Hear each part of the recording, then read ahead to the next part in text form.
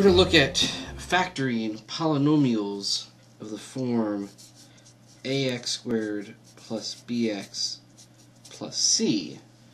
Before we get into that, let's just go over some quick reminder, some polynomial multiplication, how that influences factoring. So let's take the binomial x minus 3 times x plus 7. And if we multiply that out, we take x times x is x squared, x times 7 is 7x, negative 3 times x is negative 3x, and negative 3 times 7, negative 21. Combining like terms, we get x squared plus 4x minus 21. And what we see is these two middle terms that combine to make 4x are the factors of 21. And we are looking for what are the factors of 21 that are different by 4. And that would be 7 and 3. They're different because they're different signs. That's what this last sign being a minus indicates, is they have to be different signs. And as we can see, the larger one was positive, hence we got a positive in the middle. So what happens when these binomials are a little bit more complicated? Let's say we have 2x minus 3, and we want to multiply it by 5x plus 7. And again, we're just going to distribute that out like we normally do. So 10x squared, 2x times 7, positive 14x. Now take the negative 3 and distribute it through, a negative 15x, and a negative 21. Combining like terms, we get 10x squared minus x minus 21. And what we see is these middle two factors this time are not factors of 21, or I should say they're not only factors of 21. They are these two numbers come not only from the 21 but also the 10. They come from the 2 and 5 interacting with the 3 and 7. And so when we want to factor something like this, when we go the other way, you can't simply say what are the factors of 21 that are different by 1. The fact that there's this 10 multiplier out front changes how we're going to work it out. So let's look at how we deal with that type of situation. And there's 3 basic methods I'm going to go over. But what we should see is that, what we'll notice here, is if you take 10 times 21, you get 210.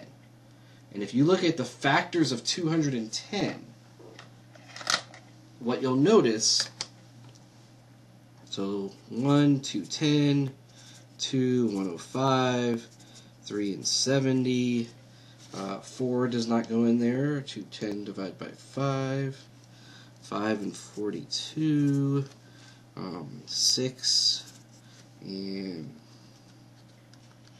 2, 35, 7 and 30, 8 does not go into 210, 9 does not go into 210, 10 and 21 obviously, 11 no, 12 no, 210 divided by 12 no, 13 no, 210 divided by 14, 14 and 15, and then the next one would be 15. It would just bring us back up the other side.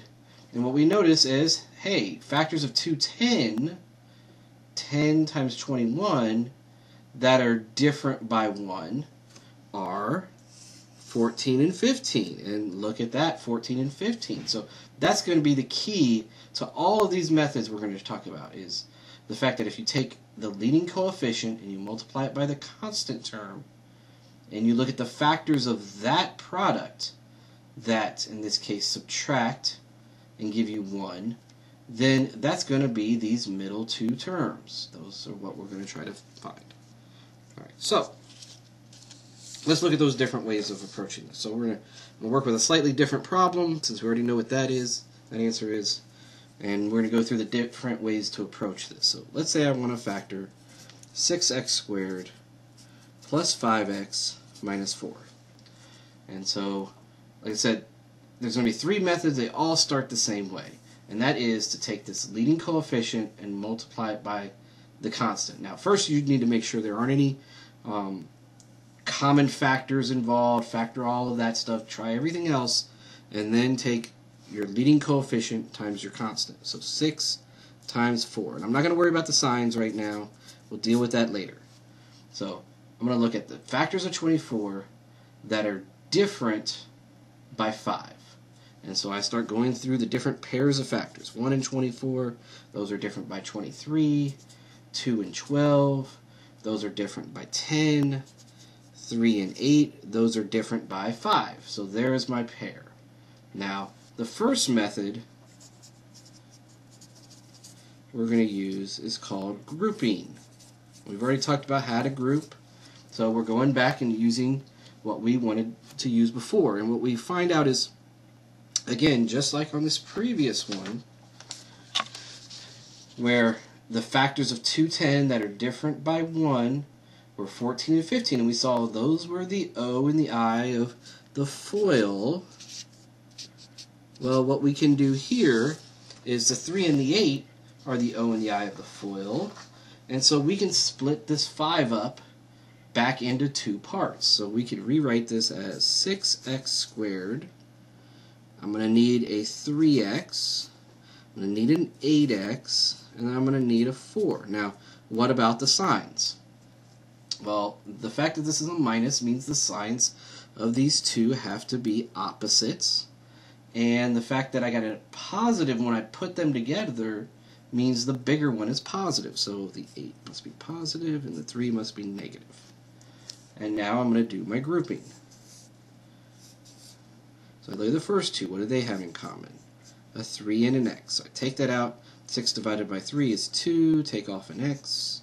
Minus 3 divided by 3 is 1. Take off an x. And we said in order for grouping to work, whatever is in this parenthesis, you're going to have to get over here as well. So you might as well just go ahead and write it there. Positive 8x divided by positive 2x is a positive 4. So that's what I'm going to factor out. 4 times 2 is 8. 4 times negative 1 is negative 4. So that is going to factor correctly. Take this common factor here of 2x minus 1, and we get the rest 3x plus 4. So that's one way to do it. And that's kind of using stuff we already know, going back to that grouping method, and it's a good way to know how to do it. The problem with this method is it's long. I mean, this may not seem real long, but it's long. And we would like to do this a little faster. So let's try method 2. And method 2 is a little bit more intuitive, and we'll say it. Intuitive. It involves with playing with the factors a little bit more in your head. And so I'm still going to start this the same way. 6 times 4, 24. What are the factors of 24 that are different by 5? 3 and 8. And I'm going to go ahead and figure out what these signs are. They have to be different. The bigger one is positive, so positive 8, negative 3. And how this intuitive method works is I start with my two sets of parentheses. And what I'm going to do is I'm going to remember these are the O and the I of what I'm going to work with. And so, and I'm going to actually do it, well, I guess this is okay in this order. I'm going to try to make a negative 3. And I'm going to use part of 6, a multiplier from 6, and a multiplier from negative 4 to make that. And so remember, this is the outside pair. So outside, the leftmost and the rightmost locations.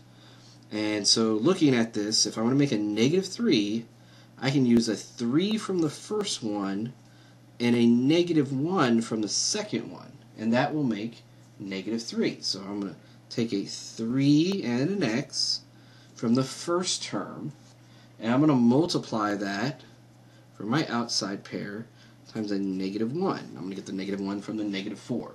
Now once I have my negative 3 built that I want, then the other one falls into place because of how this has to work out. First times first has to make first. So 3x times 2x must be 6x squared. And last times last has to be last. So -1 times +4 would give me -4.